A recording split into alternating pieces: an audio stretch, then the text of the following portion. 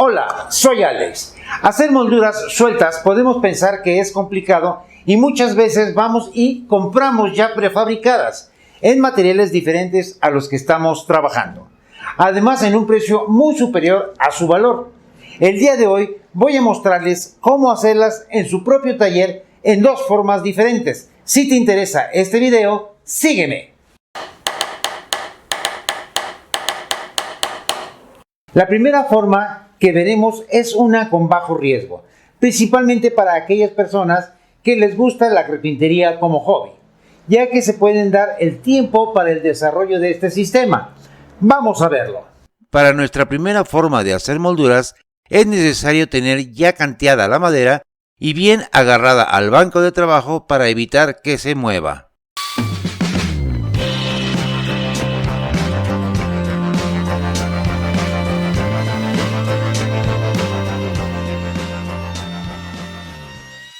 Y aquí tendríamos lista nuestra moldura para poderla recortar. La mayoría de las molduras que necesitaremos vienen a media pulgada o 12.7 milímetros en adelante. En este caso mi moldura es de 15 milímetros, pero haré el recorte a 20 milímetros. Es muy importante que tu sierra de banco siempre tengas una buena guía de empuje para apoyarte y evitar acercar tus manos al disco de corte. Si no has visto cómo se hace esta guía, te dejo el enlace arriba de este video y en la descripción.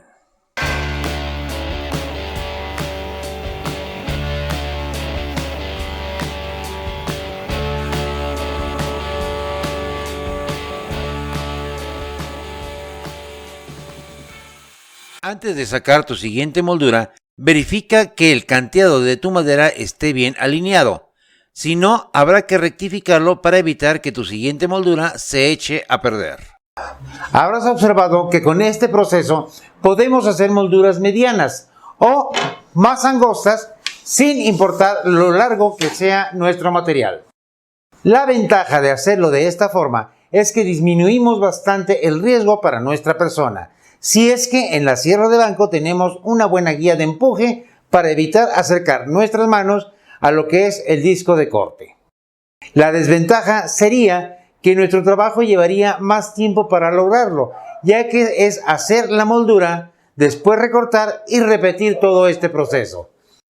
Ahora bien, como carpintero de oficio, lo más importante es darle velocidad a nuestro trabajo, aceptando algunos riesgos. Pero si sabemos adoptar un sistema de trabajo, estos riesgos pueden disminuir. Lo más importante en este caso es ir adquiriendo la experiencia, pero siempre buscar un método que pueda ayudarnos. Y en este momento vamos a observar cómo podemos hacer molde sobre una tira de madera con el router invertido en su mesa. Para hacer este procedimiento debemos hacer el corte de nuestro listón de 7 a 10 centímetros más grande por lado.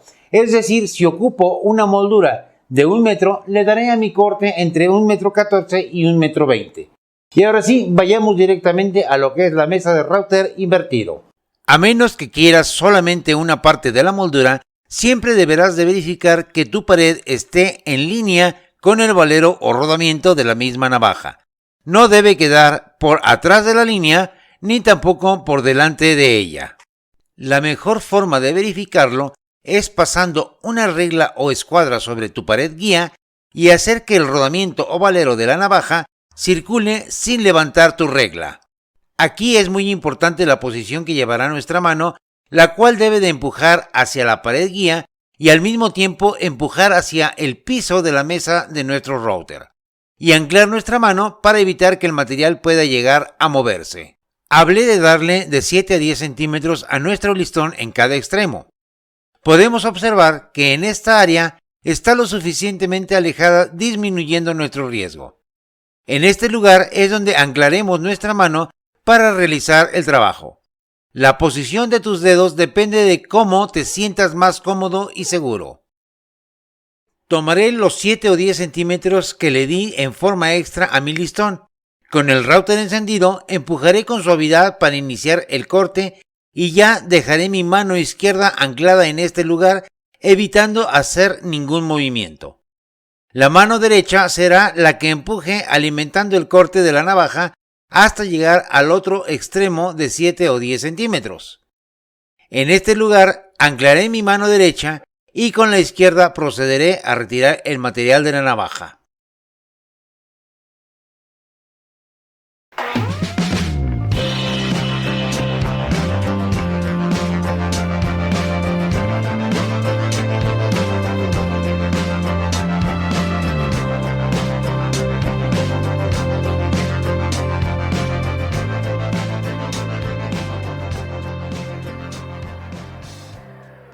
También podemos llegar a tener cortes que son especiales, como el que hice en el marco del espejo, en donde ya no podía darle el espacio de los 7 o 10 centímetros.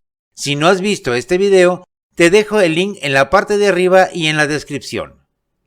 Este es un corte de mayor riesgo, y te aconsejo que lo realices cuando ya tengas más experiencia en el manejo del router. En este caso, anclaré mi mano izquierda antes de la navaja. Empujaré con la mano derecha hasta llegar a chocar ambas manos. Dejaré fija mi mano derecha para evitar que se mueva el material, mientras paso mi mano izquierda hacia el otro lado de la navaja. Seguiré empujando para hacer el recorte y con la mano izquierda sostendré el material para poder pasar mi mano derecha al otro lado de la navaja en lugar seguro. Y finalmente sacaré el material de la navaja de corte. Veámoslo en acción a continuación.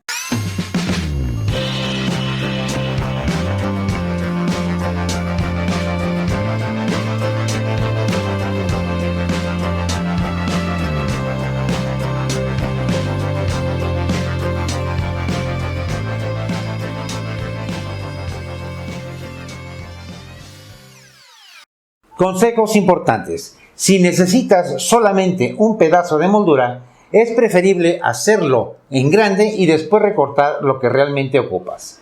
Otro consejo que también es muy importante: no utilizar guías de presión contra lo que es la navaja o la pared guía, ya que si se atorara por alguna causa el material, el router va a tender a botar el trabajo, pudiendo provocar un accidente.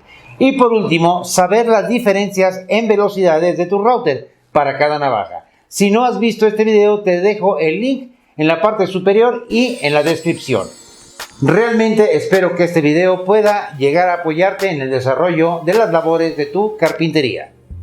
Si tienes dudas o preguntas, puedes hacérmela en los comentarios o bien visitar mi página de Facebook. Te dejo el enlace abajo en la descripción.